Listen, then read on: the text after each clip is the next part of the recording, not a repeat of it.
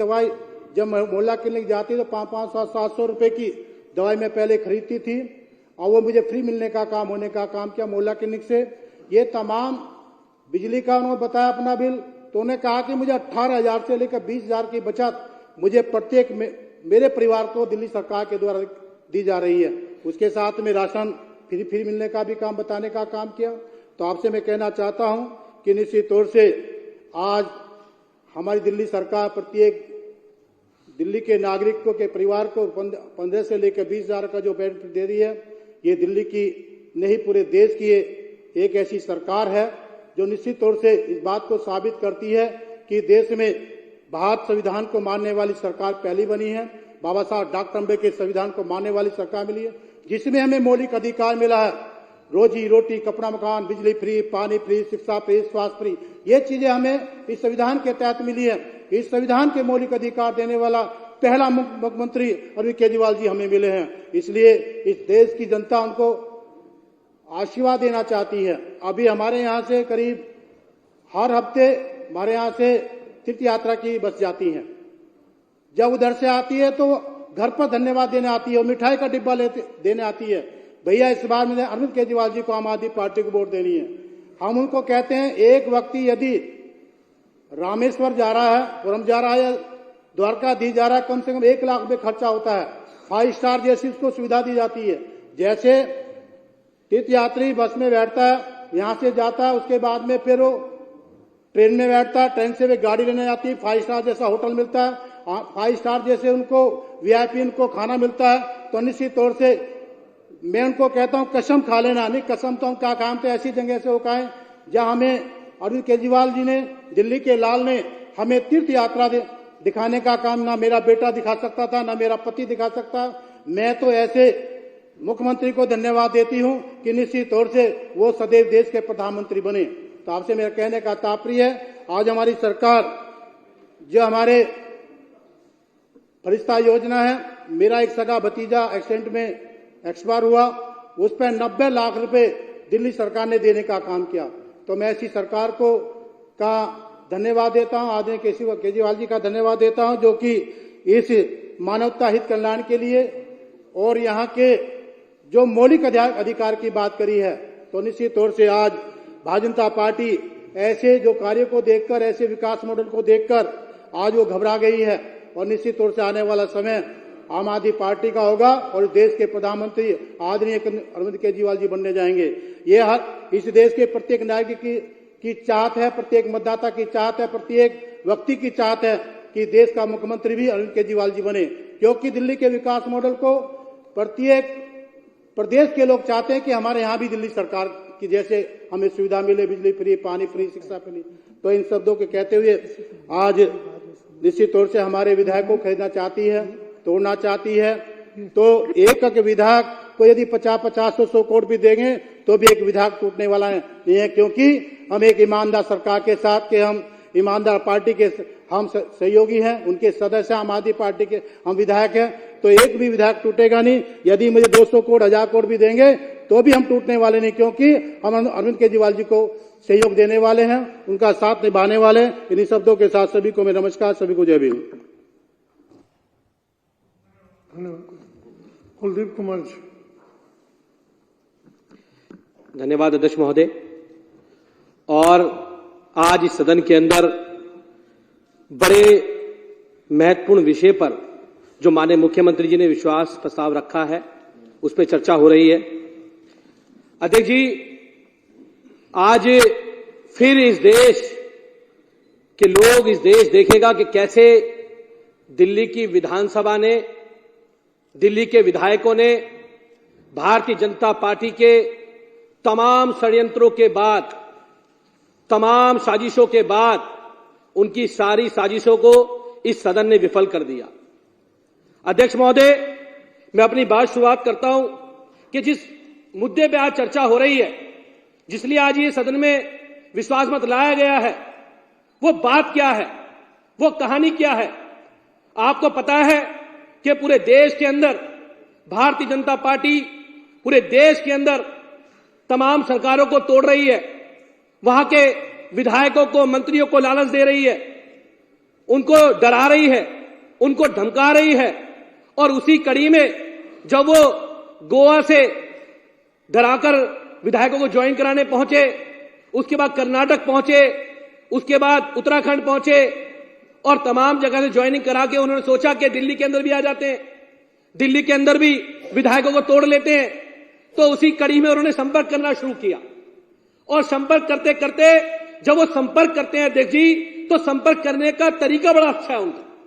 वो हमेशा संपर्क ऐसे लोगों से करते हैं कि जिसको पता है कि ये इस विधायक का जानने वाला है, ये इस विधायक का रिश्तेदार है, तो पहले उसको फोन करवाते हैं। मुझे खुद व्यक्तिगत तौर पे सदन में खुलासा कर रहा हूं अध्यक्ष जी कि मुझे खुद व्यक्तिगत तौर पे पहले एक रिश्तेदार से फोन आता है, कहते हैं जी कुछ लोग आपसे मिलना चाहते हैं, चर्चा करना चाहते हैं। मैंने कहा जी आप तो रोज चर्चा करते हो। कहते हैं नहीं आपसे चर्चा करनी है, एक दिन बैठना है, कुछ हमारे अच्छे मित्र हैं उनसे मिलवाना है। वो कहते हैं जी ठीक है। हम कहते हैं जी आ जाओ मिल लेते हैं। फिर कहीं आ जाते हैं, बातचीत होती है, कहते हैं जी ये हमारे फलाने, ये बीजेपी से इस पद पे हैं, इन्होंने बहुत सारी जगह ऐसे काम किए हैं और ये बड़े जानने वाले हैं अमित शाह जी के, इनकी बड़ी चलती है बीजेपी के अंदर और इनका तो इतना नाम है कि आपने सुना होगा कि फलाना सिंह मंत्री बनाया। किसने बनवाया? इसने बनवाया। मैंने कहा अच्छी बात है जी, इसने बनवाया तो इन्होंने इसे मंत्री बनवाया। तो मैंने कहा जी मेरे पास किस लिए आओ ये बताओ।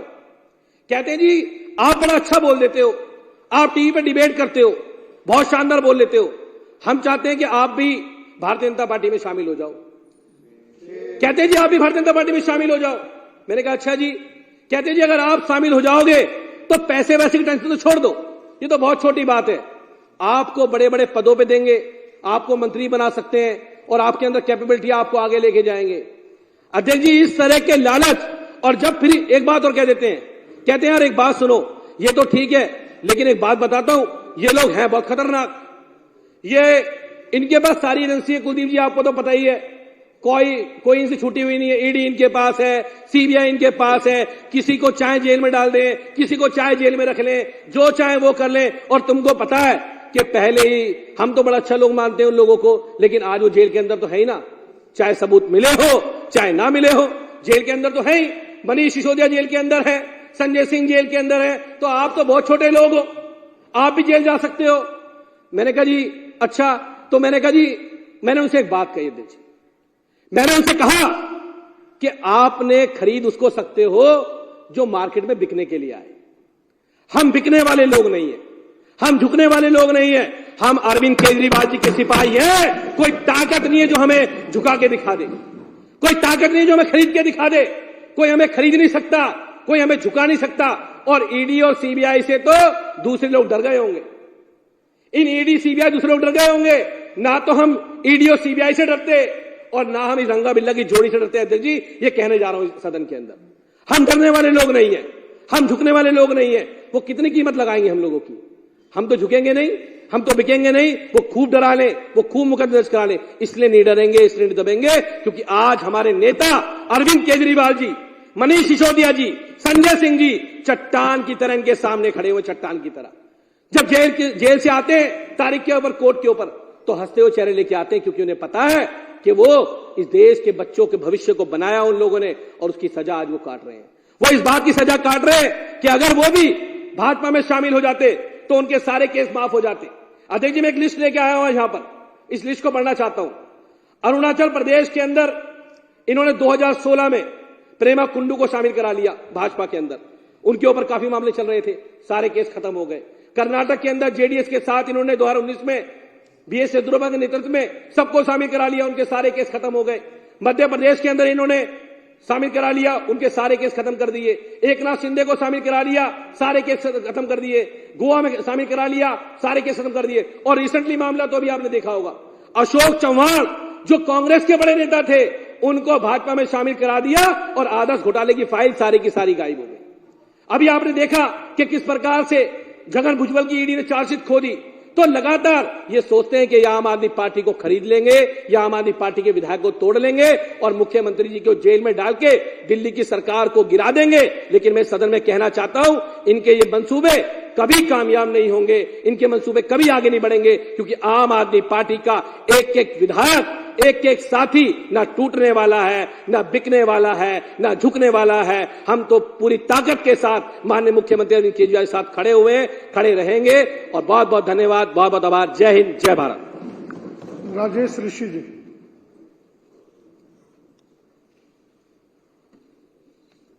अध्यक्ष जी, आपने मुझे सदन में मंत्री परिषद में विश्वास व्यक्त करने के लिए उसके लिए मुझे मौका दिया, मैं उसके लिए मैं कुछ अपनी बातें रखना चाहता हूं। मेरा पूरा विश्वास है अरविंद जी की सरकार में, मंत्रिपरिषद में। आज देश की स्थिति ऐसी हो गई है कि देश के प्रधानमंत्री अपने को राजा समझने लगे हैं। दूसरी पार्टियों की सरकार तोड़कर अपनी सरकार बनाना इनका ऑपरेशन लोटस बन गया है। आज देश की स्थिति ऐसी है कि देश के अंदर आज बोलने का अधिकार नहीं है। हमें बाबा साहब ने संविधान के माध्यम से सरकार चुनने का अधिकार दिया, जिसका हमने चंडीगढ़ के अंदर एक उदाहरण देखा है कि मोदी सरकार ने क्या काम किए। जो लोग वोट देकर सरकार को चुन रहे हैं, उन लोगों के वोटों को कैसे रिजेक्ट किया जाता है और अपनी सरकार बनाने के लिए कैसे कोशिश की जाती है। मेयर, छोटा सा एक मेयर चुनाव के अंदर इतनी बड़ी बेईमानी की। हम तो ये सुन के हैरान हैं कि बार बार मीडिया में हमारे बहुत सारे वकील भाई सब चिल्ला रहे हैं कि ईवीएम 19 लाख बन के आई और ये चोरी हो गई कहां, आज तक पता नहीं चला, ना इलेक्शन कमीशन जवाब दे रहा है। बाबा साहब ने हमें इसका अधिकार दिया, शिक्षा का अधिकार। इस शिक्षा के अधिकार के अंतर्गत दिल्ली सरकार ने, जो अरविंद केजरीवाल जी की सरकार है, उनके शिक्षा मंत्री ने आलीशान स्कूल बनाकर दिल्ली के अंदर एक ऐसा शिक्षा का मॉडल तैयार किया जिसे आज पूरे दुनिया में सराहा जा रहा है। मेरे यहां भी बहुत सुंदर सुंदर स्कूल बने और बहुत ही शानदार स्कूल बनकर तैयार हुए हैं। आज मेरे को बड़ा गर्व होता है कि मेरे एक स्कूल से एक बच्ची आईएएस अफसर बन के जाती है। वो आईएएस का रिजल्ट लेके आई, वो पास होके आई।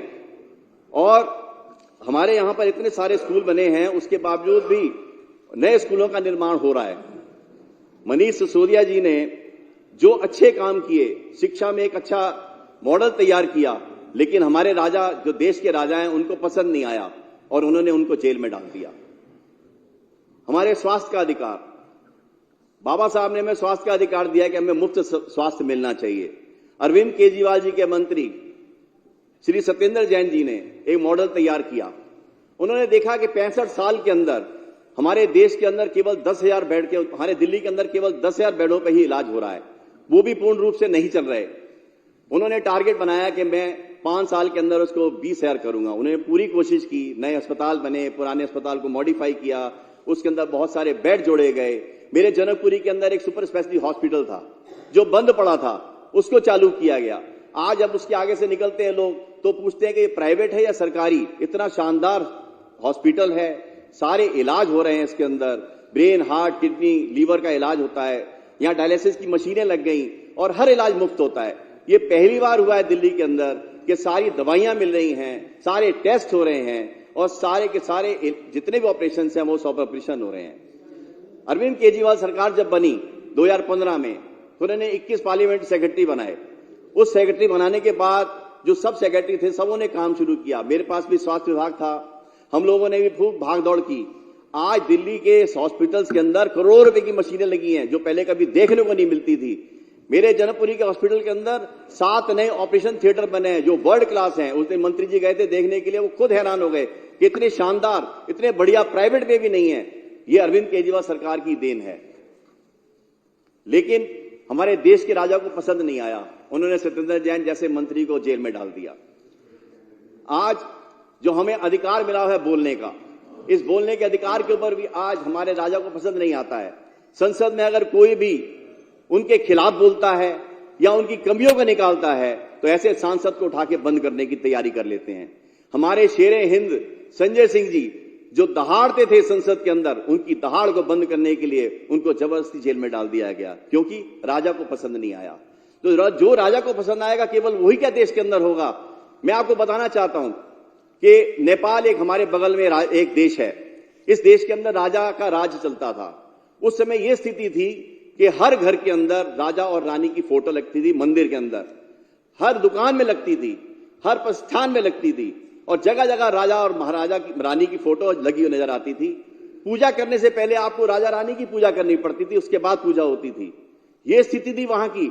लेकिन आज दिल्ली के अंदर क्या, पूरे हिंदुस्तान के अंदर आप जहां चले जाओ बड़े बड़े कटआउट नजर आते हैं राजा के। वो राजा मानते हैं अपने को। मुझे तो लग रहा है कि लोकतंत्र अब राजतंत्र की तरफ बढ़ना शुरू हो गया हिंदुस्तान का। ये स्थिति हो गई। अभी आपके यहाँ बुक्स एग्जीबिशन लगी हुई है, वहां पर जाके देखो जगह जगह कटआउट लगे हुए हैं। राशन की दुकान पे चले जाओ, वहां पे कटआउट लगे हुए हैं। तो क्या अब राजा का राज आने वाला है? स्थिति यह है कि हम लोग खुद देख के परेशान हैं। हमने नाम सुना था हिटलर का। हिटलर के अंदर था कि मैं पूरा देश दुनिया को जीतूं, और वो लगा जीतने के लिए। जो उसके साथ जुड़ते गए उनको लेता चला गया, जो नहीं जुड़े उनको वो खत्म करता चला गया। आज देश के अंदर भी यही हालत हो गई है कि राजा बैठे हैं हमारे यहां पे बन के, जो अपने को राजा समझ रहे हैं। जिन स्टेट में वो जीत गए उनमें तो सरकार बना ली, और जिनमें नहीं जीत पाए वहां पर ईडी पीछे लगा दी, वहां पे सीबीआई पीछे लगा दी, वहां पे पैसा लेके पहुंच गए। लोटस, जो ऑपरेशन लोटस है, उसका वहां पर उपयोग किया जा रहा है, ताकि वहां की सरकारों को गिराकर पूरे देश के अंदर वो अपनी सरकार लाना चाहते हैं, हर स्टेट के अंदर।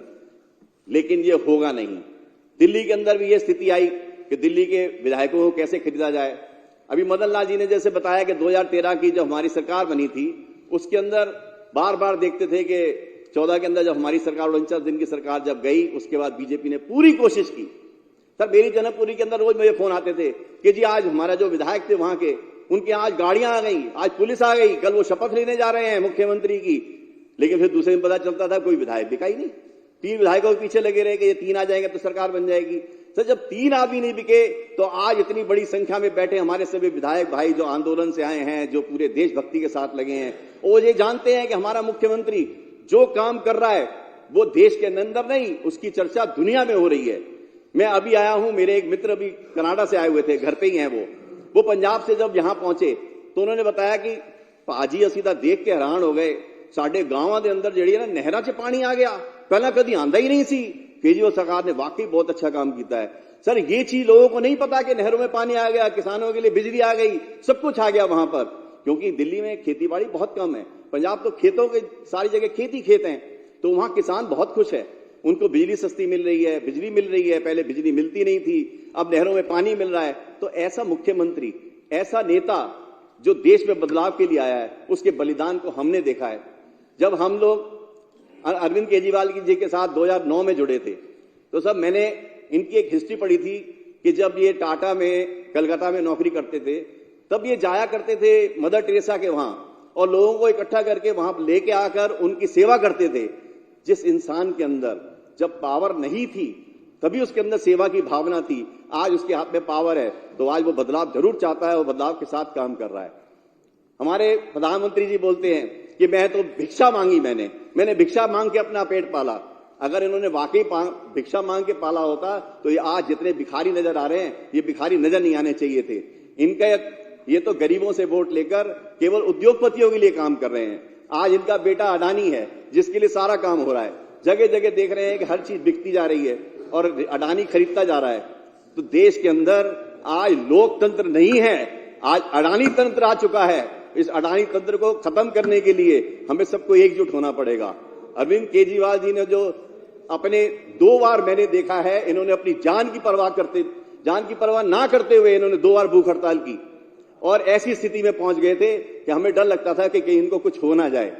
तो ये जो इंसान देश की गरीबों के लिए अपनी जान देने को तैयार खड़ा हो, तो ऐसे इंसान को छोड़ के कौन जा सकता है?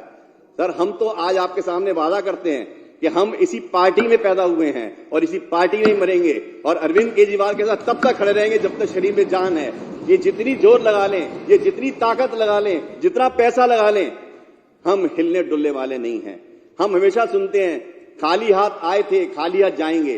बिल्कुल गलत बात है। हम खाली हाथ आते जरूर हैं, लेकिन जाते हैं अपने अच्छे बुरे कर्मों के लेकर। अगर हम अरविंद केजरीवाल के साथ बुरा करेंगे तो हमारे को आने वाली पीढ़ियां और आने वाले टाइम में हमें बहुत कुछ देखने को मिलेगा। इसलिए अरविंद केजरीवाल जी ने जो आज अपना विश्वास पत्र दिया है, हम उनके साथ हमेशा खड़े हैं, हमारे सभी साथी खड़े हैं।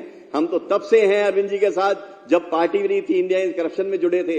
अरविंद केजरीवाल जी ने आज हमें यहां तक पहुंचाया और हम लोग आज उनके साथ खड़े हैं और हमेशा खड़े रहेंगे। जय हिंद, जय भारत। श्री विनय मिश्रा जी।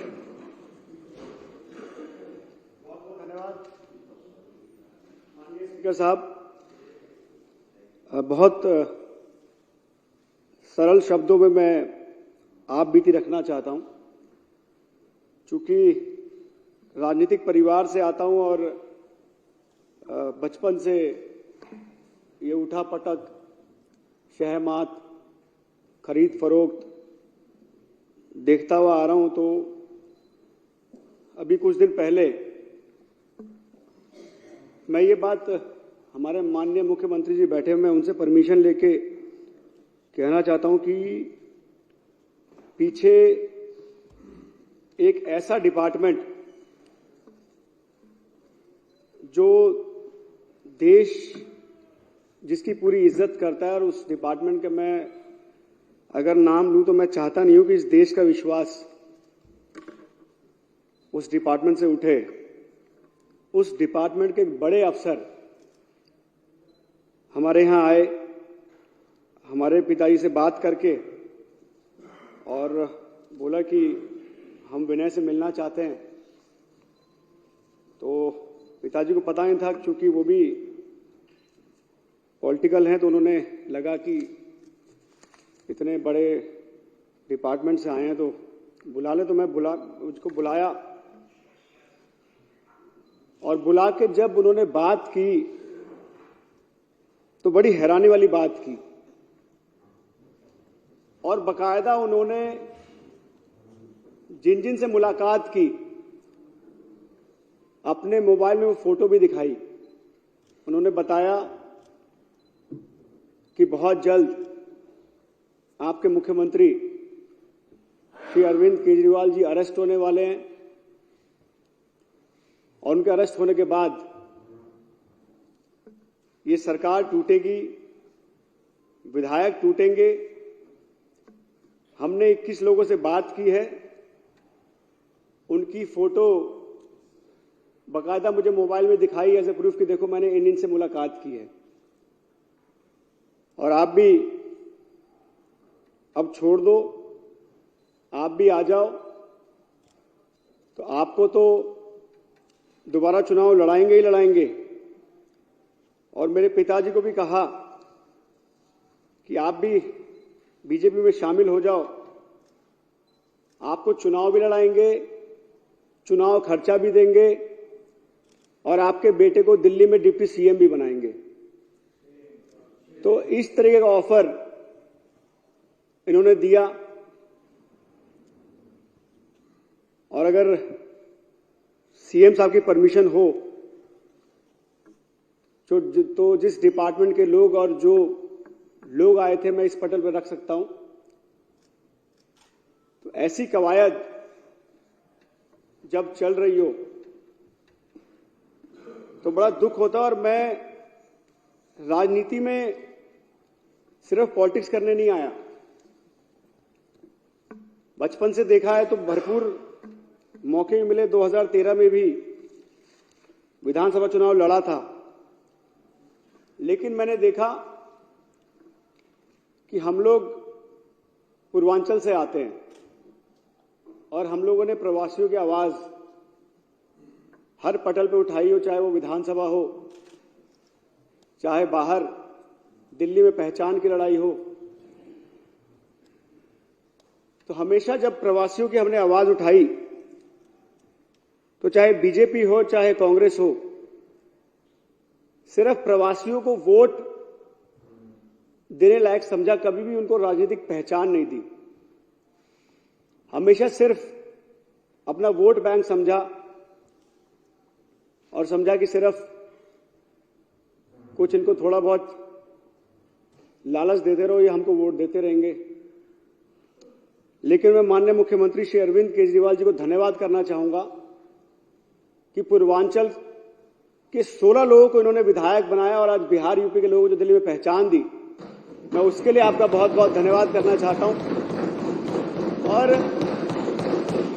एक बात और मैं कहना चाहता हूं कि दूसरी पार्टी लोगों से मिलता हूं तो उनको मैं पूछता हूं कि आखिर आपको आम आदमी पार्टी से जलन क्या है, ये तो बताओ।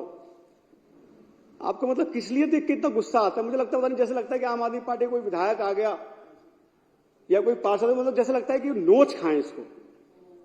और बड़े बड़े इनके सांसद, दिल्ली के सांसद, उनका तो बस नहीं चल रहा। उनका बस चले तो कॉल, जो भी आम आदमी पड़े तो कॉल वगैरह इसको जेल में बंद करो पहले। ये आलम है। मैं उनसे पूछता हूं कि आपको आखिर जलन क्या है, क्यों आपके शक्ल पे शिकन आ जाती है? क्योंकि शादी विवाह में मिलते रहते हैं, किसी कार्यक्रम में मिलते रहते हैं, तो जब भी देखो उनके चेहरे पे ऐसा लगता है जैसे लगता है खा जाएगा। तो मैंने पूछा क्यों इतना गुस्सा आता है आपको? तो कहता है यार तुमने अपने विधायक देखे, मतलब कैसे कैसे लोगों को विधायक बना दिया। मैंने कहा अगर तुमने सही लोगों को विधायक बनाया होता तो इनको आने की जरूरत नहीं पड़ती। ये सारे आज आम आदमी पार्टी के विधायक दिल्ली में काम कर रहे हैं। आज दिल्ली में इन्होंने विधानसभा के चेहरे बदले हैं, तो इसलिए आज इनको दोबारा मौका। दिल्ली में एक बार नहीं, कई सारे विधायकों को 3-3 बार रिपीट किया। तो एक काम की पहचान है जो उन्होंने काम दिल्ली में किया, इसलिए दिल्ली में लोगों ने रिपीट किया। आपके चिढ़ने से कुछ होने वाला है नहीं। तो मैं आपको बधाई देना चाहता हूं, मेरे जितने विधायक साथी हैं, कि आज आपके काम की वजह से आज दिल्ली में आपको बार बार रिपीट किया जा रहा है। आपसे उम्मीद करता हूं कि जो विश्वास अरविंद जी ने आप पे किया है उसको हमारी कोशिश होनी चाहिए, चाहे आज परिस्थिति कैसी हो। समय की एक बड़ी अच्छी खूबसूरती होती है, समय की एक खूबसूरती होती है कि अच्छा हो चाहे बुरा हो बीत जाता है। तो आप सबने संघर्ष ही देखा है वैसे तो शुरू से, मैं भी जब से आपके साथ आया हूं संघर्ष ही देख रहा हूं। काम कराने के लिए भी कई दिक्कतें आती हैं, कभी एलजी के माध्यम से, कभी केंद्र सरकार मोदी जी के माध्यम से। पर आप लोगों के संघर्ष को मैं सलाम करता हूं और बधाई देता हूं कि जिस संघर्ष और जिस मजबूती के साथ आज आप खड़े हो, तो ये मेरे जैसे नौजवान को और मजबूती और विश्वास देता है कि आम आदमी पार्टी वो पार्टी है जो नौजवानों की हितों की रक्षा कर सकती है, जो दिल्ली के बच्चों को एजुकेशन दे सकती है, जो अनऑथराइज कॉलोनी में रहने वाले लोग हैं, क्योंकि मैं भी अनऑथराइज कॉलोनी में रहता हूं, आज भी हमारा घर अनऑथराइज कॉलोनी में ही है। और अनऑथराइज कॉलोनी में जो मूलभूत सुविधाएं जो आम आदमी पार्टी सरकार अरविंद जी के नेतृत्व में दी, वो आज देखने बनती है। और आज कोई भी ऐसी अनऑथराइज कॉलोनी नहीं है जहां पे सड़क ना हो, सीवर ना हो, पानी ना हो, बिजली ना हो। क्योंकि मुझे याद है हम लोग छोटे थे, दूर दूर से खंबे, लोग लकड़ी के, उस समय बांस का खंबा मिलता था, दूर दूर से खंबे लोग लेके आते थे और बिजलियां जोड़ते, तार जोड़ के लाते थे और रात रात भर जग के उसकी रक्षा करनी पड़ती थी, कहीं दूसरी कॉलोनी वाला लाइट ना काट दे, हमारा तार ना काट दे। आज 24 घंटे बिजली देके उससे निजात दिलाया, और वो भी फ्री।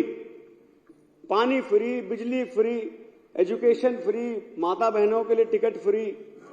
तो अरविंद जी ने जब सब कुछ फ्री दे दिया, तो बीजेपी के पेट में दर्द ये है कि आज गरीबों की आवाज कोई क्यों उठा रहा है। आज दोनों की पॉलिटिक्स में बहुत बड़ा फर्क है। मोदी जी की पॉलिटिक्स और अरविंद जी की पॉलिटिक्स में बहुत बड़ा फर्क है। एक पॉलिटिक्स होती है डरा के पॉलिटिक्स करने की, कि अगर मैं नहीं रहा तो तुम्हारा क्या होगा, अगर मैं नहीं रहा तो तुम्हारे घर पे जो है हमला हो जाएगा, मैं नहीं रहा तो तुम्हारे बच्चों का फ्यूचर खत्म हो जाएगा। ये भारतीय जनता पार्टी की पॉलिटिक्स, कैसे डरा के लोगों को वोट लेना। और उसी का एक बड़ा माध्यम ईडी भी है, सीबीआई भी है, आईटी भी है। आज सुबह मैं एक व्हाट्सएप, ट्विटर पे पढ़ रहा था कि एक व्यक्ति बीमार हो गया, नोएडा के एक अस्पताल में चला गया, तो उसको डॉक्टर ने कहा कि तुम्हारा पूरा जो है हार्ट की बाईपास करनी पड़ेगी, तुम्हारा तो हार्ट पूरा तीनों वॉल्व ब्लॉक हो चुका है। उसका बेचारे का वो था, टीपीएस था, तो उसने कहा ठीक है जी फटाफट करो, डर गया वो। तो उससे कंसेंट फॉर्म भरवाया। तो कंसेंट फॉर्म जब वो लाया तो उसने नाम भरा, अपना एड्रेस भरा, और प्रोफेशन में उसने ईडी भरा। ईडी भरते ही हॉस्पिटल का पूरा रुख ही बदल गया। उसको दूसरे डॉक्टर चेक करने आए, उन्होंने बोला कि आप बिल्कुल ठीक है, आपका वॉल भी बिल्कुल ठीक है, आप चेकअप कराते रहो। फ्री में उसका चेकअप भी किया और उसको दवाई भी दी और बोला अगले 6 महीने तक फ्री में इलाज भी कराते रहो। वो आज भी सोच रहा है कि ईडी मतलब मैं एजुकेशन डिपार्टमेंट में रहा, इतने साल मुझे इज्जत नहीं मिली और ईडी मैंने यहां भरते मुझे इज्जत मिली। तो ये आज ईडी का डर ऐसा हो गया है, उस डर से आज सारी दुनिया जो है बीजेपी में शामिल हुई। तो ये आज मुझे भी पढ़ के लगा कि ये बात तो सही है। आज अगर किसी के घर फोन भी आ जाए तो उठाते ही फोन आ जाए तो वो ये बोलता है कि मैं ईडी से बोल रहा हूं, तो सामने वाला बोलता है मैं बीजेपी से बोल रहा हूं। तो ये ऐसा खौफ इन्होंने बिठा दिया, वही खौफ आज पूरे देश में इन्होंने बिठाया। पहली बार ऐसा हुआ है, अब पहली बार ऐसा हुआ कि डेमोक्रेसी में आज चाहे छोटा रिक्शा चलाने वाला हो, चाहे बड़े से बड़ा बिजनेसमैन हो, आज कहीं भी प्रधानमंत्री जी के बारे में बोलने में डर रहा है। ये होती है डर की पॉलिटिक्स।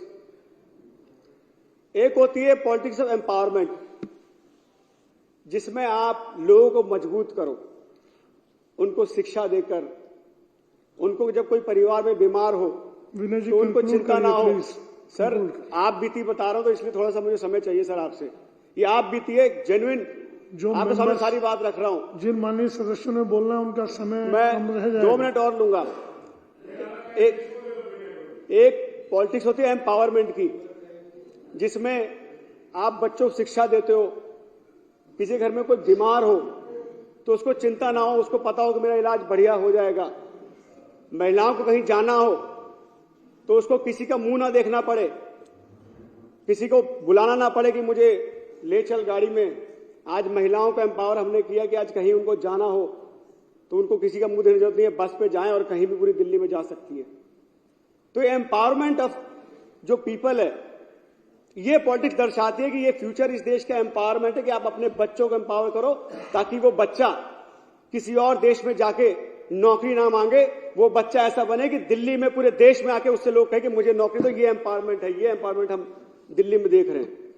तो मैं इसलिए अरविंद जी को बहुत बधाई देता हूं और मैं कहना चाहता हूं सर कि आपके इन्हीं नीतियों की वजह से हमारे जैसे नौजवान आज प्रभावित है, चाहे वो बीजेपी वाले चाहे डिप्टी सीएम दे दे, चाहे पीएम दे दे, चाहे कुछ भी पैसा दे दे, हम आपके साथ हैं और दिल्ली के हितों के लिए आपके साथ कंधे से कंधा मिला के लड़ते रहेंगे। और मैं और मेरा पूरा परिवार, मैं परिवार इसलिए कहूंगा क्योंकि मेरे परिवार के बहुत से लोग पॉलिटिक्स में हैं, कोई निगम पार्षद है और कुछ सीनियर भी हैं। तो मेरा पूरा परिवार आप पे पूरा फेथ रखता है और हमेशा आपके साथ कंधे से कंधा मिला के लड़ाई लड़ते रहेंगे और आपको मजबूत करते रहेंगे। बहुत बहुत धन्यवाद। धन्यवाद। श्री साई राम जी, बहुत संक्षेप में साई राम जी प्लीज। धन्यवाद अध्यक्ष महोदय, आपने मुझे आज इतने गंभीर मुद्दे पर बोलने का मौका दिया। अध्यक्ष महोदय, केंद्र में बैठी हुई भारतीय जनता पार्टी ना कह के मैं तो कहूंगा भारत जलाओ पार्टी का ये दर्द आज का दर्द नहीं है। अध्यक्ष महोदय, जब 2015 में दिल्ली में आम आदमी पार्टी की पूर्ण बहुमत की सरकार अरविंद जी के नेतृत्व में बनी, तब से ये दर्द उनका शुरू हुआ। उसके बाद ये दर्द और बढ़ा कब? जब पंजाब में अरविंद जी के नेतृत्व में पूर्ण बहुमत की सरकार बनी तो इनका ये दर्द और बढ़ गया। अध्यक्ष महोदय, उस दर्द में एक और कहते हैं ना कील ठोकी, जब गुजरात में और गोवा में हमारे विधायक चुन के आए। केंद्र में बैठी हुई भारत जलाओ पार्टी का एक ही लक्ष्य है कि औरों से तो आप निपट लोगे, लेकिन दिल्ली में अरविंद केजरीवाल जी का क्या तोड़ है तुम्हारे पास? जब उन्हें कोई तोड़ उनका नजर नहीं आया तो उन्होंने ये झूठे मुकदमे लगाने शुरू कर दिए। अध्यक्ष महोदय, किसी भी संगठन को या किसी भी पार्टी को चलाने के लिए उसके नेता की नीति क्या है, नीयत क्या है, ये सबसे जरूरी है।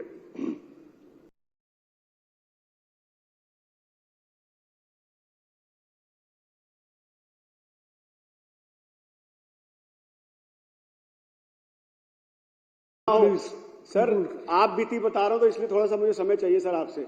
ये आप बीती है जेन्युइन, जो आपके सामने members- सारी बात रख रहा हूं। जिन माननीय सदस्यों ने बोलना है उनका समय कम रह मैं जाएगा। 2 मिनट और लूंगा। एक पॉलिटिक्स होती है एम्पावरमेंट की, जिसमें आप बच्चों को शिक्षा देते हो, पीछे घर आश्वस्त करना चाहता हूं, दुनिया की कोई ताकत हमें नहीं खरीद सकती है। जय हिंद, जय भारत। श्रीमान जितेंद्र जी,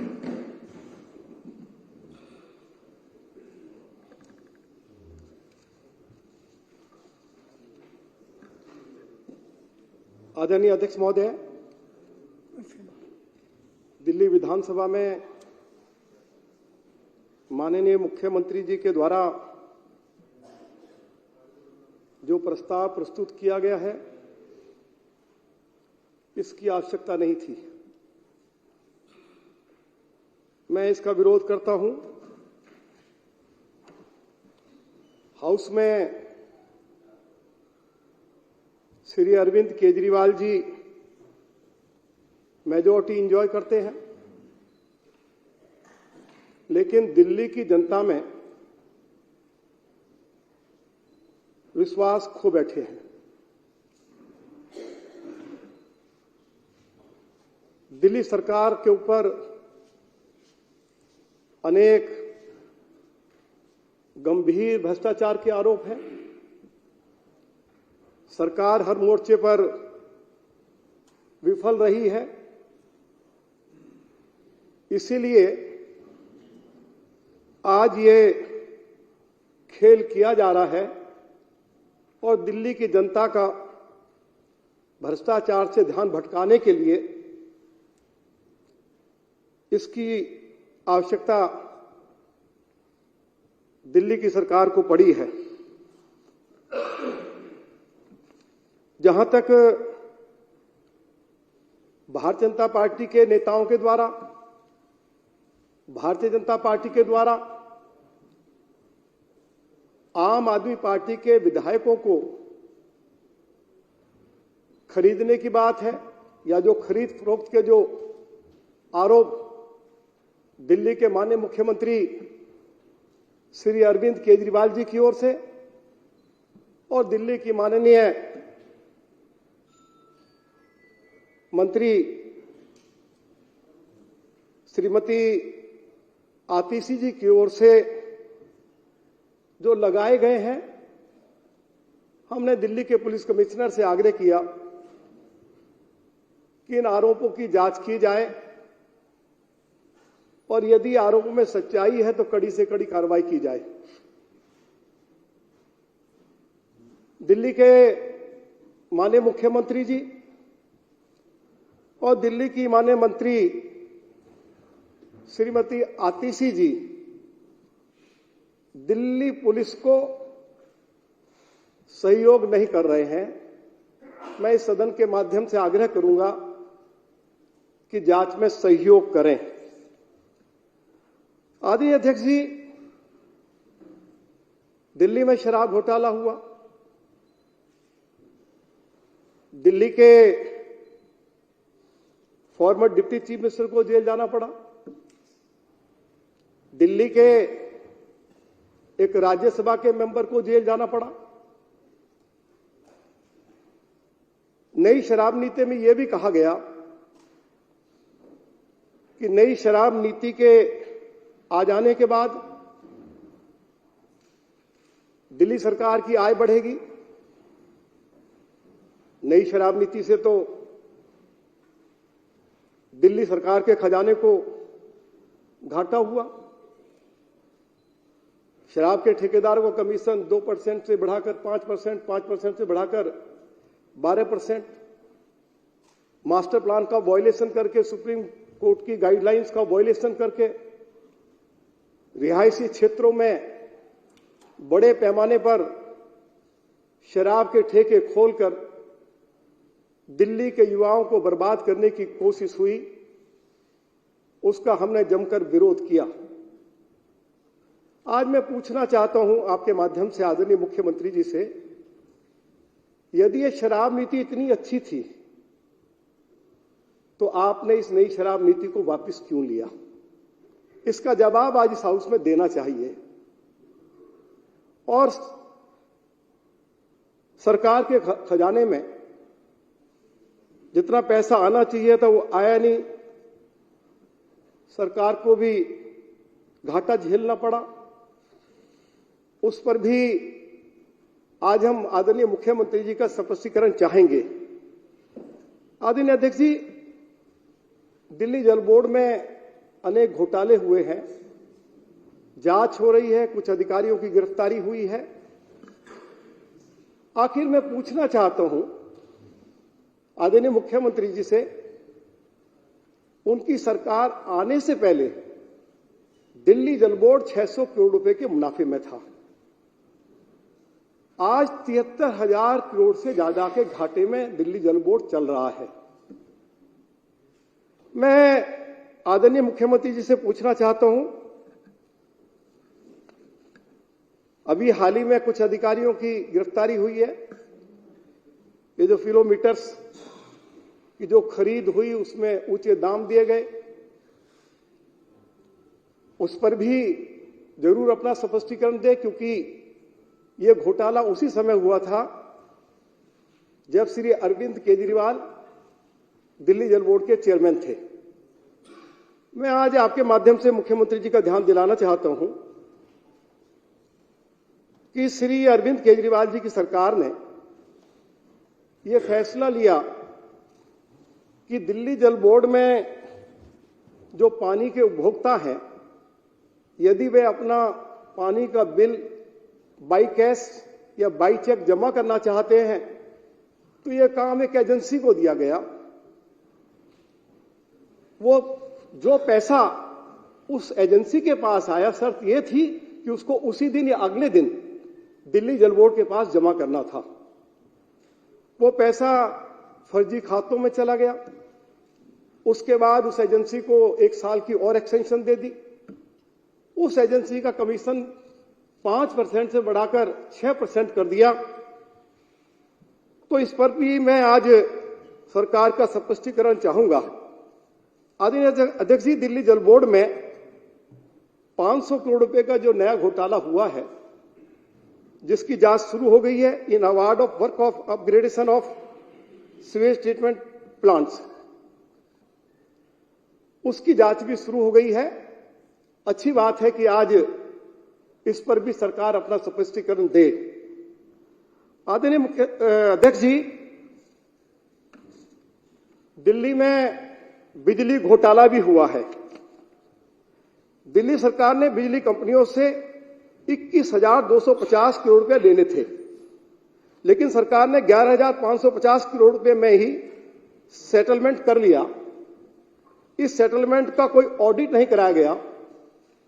दिल्ली सरकार ने कहा था कि बिजली कंपनियों का हर साल सीएजी ऑडिट कराया जाएगा, लेकिन ऐसा नहीं किया गया। बिजली कंपनियों को लेट पेमेंट सरचार्ज के रूप में जनता से 18% लेने की अनुमति दे दी गई, लेकिन सरकार ने बिजली कंपनियों से बकाया पर एलपीसी 12% ही लेने का फैसला किया। इस प्रकार इन कंपनियों को 8,000 करोड़ रुपए का फायदा पहुंचाया गया। इसकी जांच हो रही है। मैं मुख्यमंत्री जी से पूछना चाहूंगा कि आखिर 8,000 करोड़ रुपया इन बिजली कंपनियों की ओर क्यों छोड़ा गया। आदरणीय अध्यक्ष जी, हेल्थ घोटाला हुआ है, नकली दवाइयां बेची जा रही हैं, मोहल्ला क्लिनिकों में लैब जांच में फर्जीवाड़ा। दिल्ली सरकार की जो एंटी करप्शन ब्रांच है, उसने पाया है कि 65,000 से ज्यादा टेस्ट फर्जी पाए गए हैं।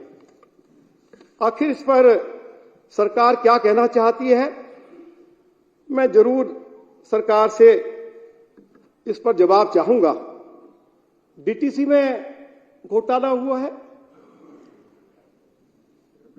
दिल्ली की जो एंटी करप्शन ब्रांच है, उसने दिल्ली के उपराज्यपाल से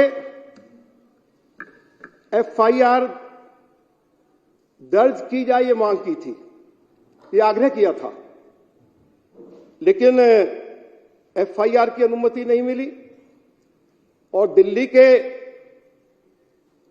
उस समय के ऑनरेबल लेफ्टिनेंट गवर्नर ने इस घोटाला की जांच सीबीआई को दी है। यह भी सैकड़ों करोड़ रुपए का घोटाला है। आदरणीय अध्यक्ष जी, पैनिक बटन घोटाला। एंटी करप्शन ब्रांच ने कहा है कि महिलाओं की सुरक्षा के लिए वाहनों में लगाए गए पैनिक बटन खिलौना साबित हुए हैं। और एंटी करप्शन ब्यूरो आगे क्या कहती है कि ऑडिट रिपोर्ट में कहा गया है कि परियोजना पूरी तरह से विफल होने से सरकारी खजाने को भारी नुकसान हुआ है। दिल्ली में डीटीसी की बसों से, प्राइवेट ऑपरेटर्स से और टैक्सी वालों से सैकड़ों करोड़ रुपया पैनिक बटन के नाम पर वसूला गया है। लेकिन पैनिक बटन जो है केवल 15-20 रुपए का एक प्लास्टिक का बटन है। आखिर वो योजना पूरी तरह से विफल हो गई है। कंक्लूड करिए विद्रोही जी। अरे मुझे आपने टाइम तो देंगे ना लीडर पोजिशन को। 12 मिनट हो गए। नहीं, ये नहीं, आप कंक्लूड करिए। कंस्ट्रक्शन वर्कर्स का घोटाला हुआ है। उनके रजिस्ट्रेशन के नाम पर लाखों फर्जी रजिस्ट्रेशन हुए हैं। और आदरणीय अध्यक्ष जी, राशन घोटाला भी हुआ है। भाई विनय जी प्लीज। कोरोना काल में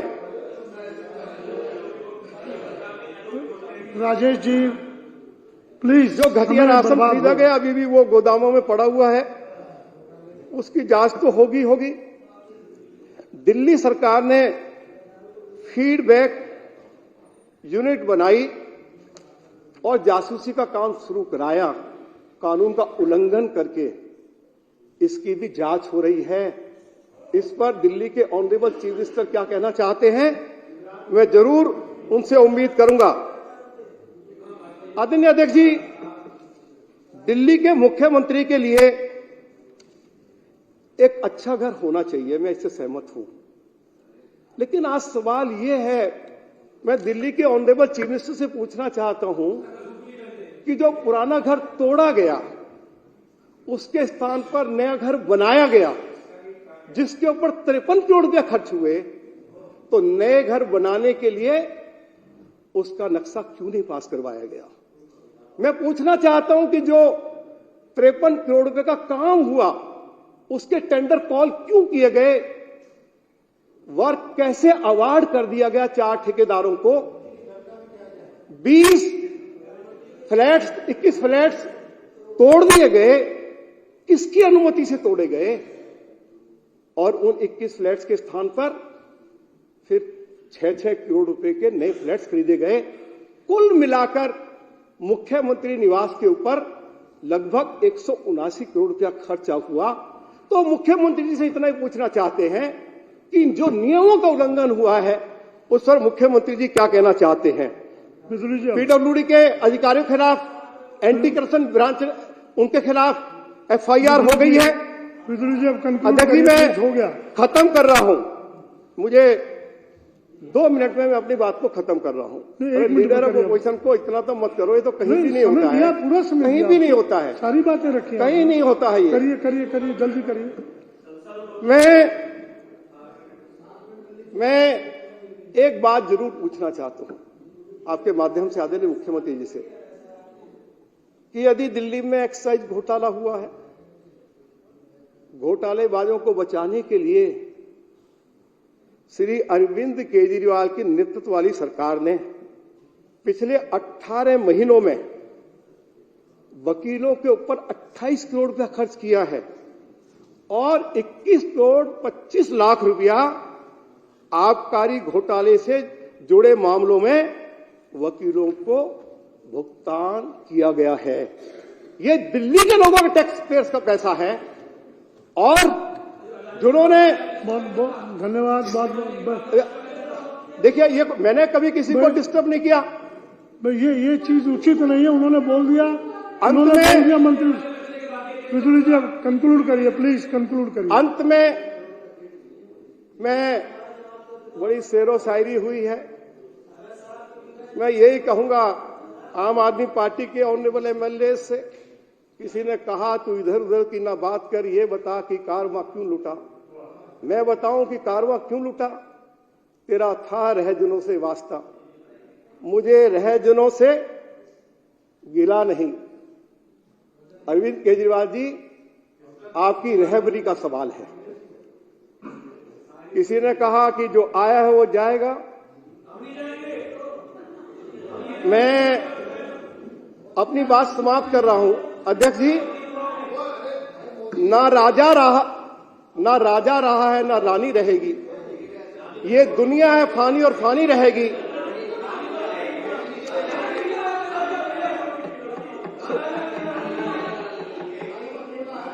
चलिए आप करिए, बात पूरी करिए।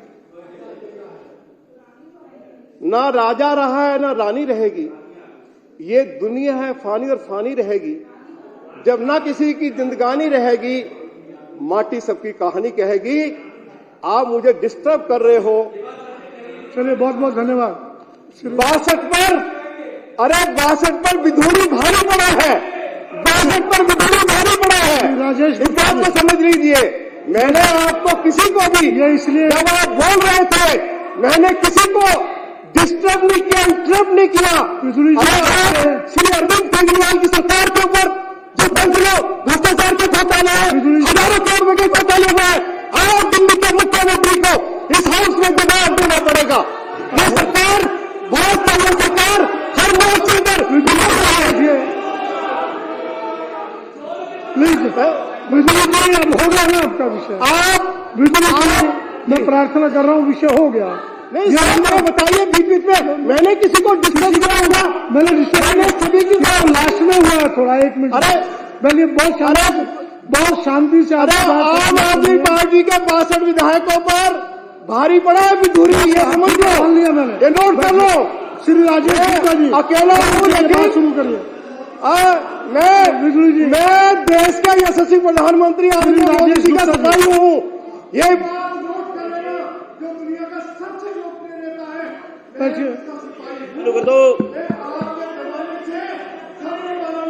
बिजली जी बैठिए अब।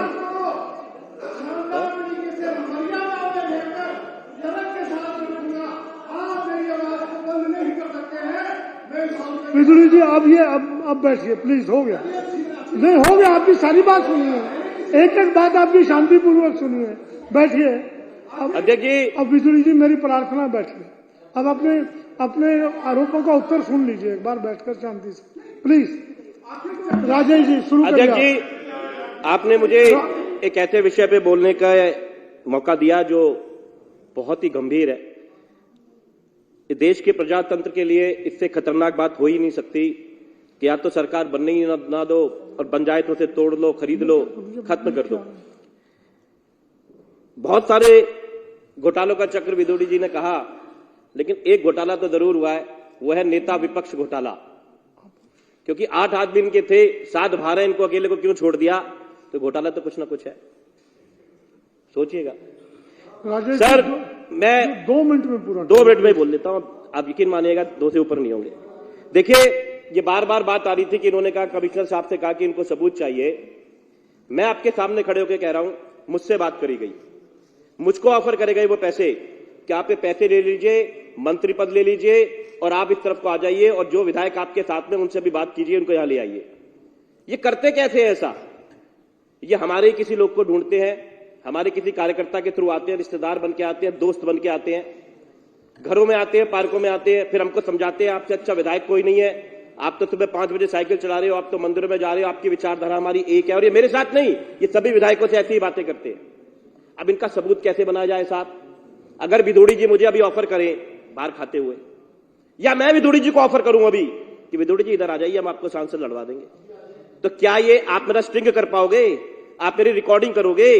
कैसे उसको सबूत बना के आपको दिया जाए बताओ? और हमने आपको सबूत दिया, 2014 में दिया था सर। आपकी पार्टी के उपाध्यक्ष हमारे विधायक के साथ में बैठ के पैसे ऑफर कर रहे थे, 4 करोड़ रुपए ले लो और हमारी तरफ आ जाओ। दिया था नहीं दिया था? क्या करा पुलिस ने और क्या करा आपकी पार्टी ने उसके खिलाफ? बताइए। कुछ नहीं करा, सबूत दिया था। सबूत दोबारा देंगे, समय आने दीजिए। मैं आपसे फिर कह रहा हूं, ऑफर करा गया, मैं आपके सामने खड़ा हुआ हूं, और आप सबको करते हो घुमा फिरा के। कुछ लोग हंसी ठट्ठे में ले जाते हैं, कुछ मजाक में लेते हैं, क्योंकि आप देखते हो कि कितनी वो क्या कह रहा है अपनी पार्टी के बारे में, क्या उसके विचार है। लेकिन इन 62 की गारंटी मैं आपको दे देता हूं। ये गारंटी शब्द जब मोदी जी बोल रहे हैं, वो गारंटी शब्द अरविंद केजरीवाल जी का दिया हुआ है। मैं देता हूं आपको गारंटी इन 62 की, क्योंकि 62 कौन है? कौन जानता था इन 62 को सर? हम जब उस आंदोलन में गए ना सर, तो पीछे खड़े हो जाते थे, क्योंकि बहुत बड़े बड़े नाम थे उसके अंदर। हम तो पीछे खड़े थे। आरटीआई के जनक कह लो अरविंद केजरीवाल जी, एक से एक लोग उसके अंदर थे। मैं क्या नाम लूं, आप भी जानते, कुछ तो आपने भेजे हुए थे, याद होगा। लेकिन हम पीछे खड़े थे। मैं कहा क्या करें, हमारे पास कुछ करने को नहीं था। तो जो लोग वहां पे कप चाय पी के फेंक देते थे, पानी पी के फेंक देते थे, हम लड़कों ने एक टीम बनाई, हम उसे साफ करते थे। हमारे को 7 जन्मों में नहीं था कि हम कभी विधायक बनेंगे, मंत्री बन जाएंगे। देखिए इन चेहरों को, अब आपके पोते की उम्र के हैं, 10 साल पहले विधायक बन गए थे। आपकी पार्टी में दरी उठाते उठाते मेरी जिंदगी निकल जाती। आप मंडल का अध्यक्ष नहीं बनने देते मुझे। इनकी गारंटी हम आपको दे देते हैं, आप कुछ भी कर लेना सर, कुछ भी। राजेश जी कंक्लूड। कोई नहीं जाएगा, यही रहेंगे। बल्कि मैं गारंटी दे रहा हूं, अगर आपको किसी को लेना है ना, अरविंद केजरीवाल जी को ले लो, लेकिन लेने के लिए मोहल्ला क्लिनिक की बात करो, हॉस्पिटल की बात करो, फ्री दवाइयों की बात करो, शिक्षा की बात करो, गरीब की बात करो। 25 करोड़ की बात मत करो। 25 करोड़ तो दो, छोड़ो 25,000 करोड़ या जो कुछ भी दे दोगे, नहीं जाएंगे, नहीं जाएंगे, नहीं जाएंगे, मर सकते हैं, नहीं जाएंगे। इस बात को आप समझ लो। आपने सर बोलने का मौका दिया, बहुत बहुत धन्यवाद। 25 करोड़ की ब्याज इनको वापस दे देंगे। धन्यवाद। माननीय मुख्यमंत्री श्री अरविंद केजरीवाल जी चर्चा का उत्तर दें।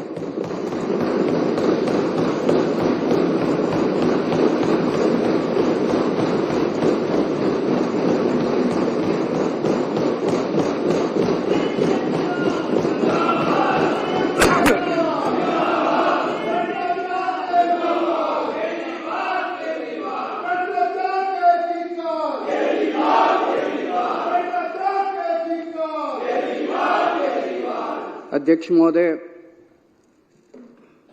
इस हाउस में हमारी मेजॉरिटी है और आज ये विश्वास प्रस्ताव, कॉन्फिडेंस मोशन लाने की क्या जरूरत पड़ी, वो संक्षेप में कल मैंने बताया था ये प्रस्ताव रखते हुए कि मेरे पास 2 एमएलएज आए जिन्होंने कहा जी ये बीजेपी वाले आए थे और हमें ऑफर कर रहे थे कि